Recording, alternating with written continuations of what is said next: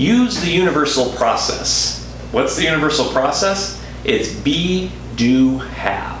And I've heard this from many different people, read it in books, and ultimately it's the process of the universe that just is that if I'm being in the moment and I'm being present and I'm being in love, then I almost have no choice. And the universe says, okay, now I'm doing the things that I'm great at and that I love and the reason I'm being here. And then I have the things I want. So that is more of an Eastern philosophy. And then here in the West, we've done a lot of amazing things. We've created the industrial age, the age of entrepreneurs and capitalism and all these different things. And yet we flipped that process. And that is it kind of goes against the universal process. So what that means is we flipped it to have, do, be.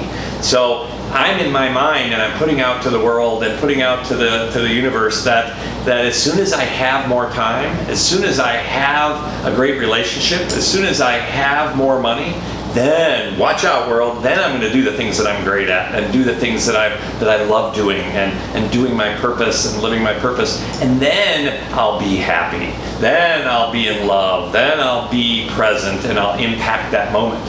So that is really going against the process. And so as my wife and I learned that about 20 years ago, it's like, I get it.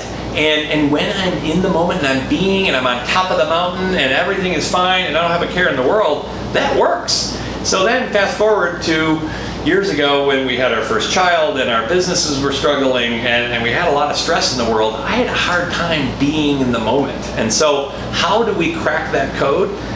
Excuse me, it's within iMatter we have a process called think, act, be. So I can almost always think.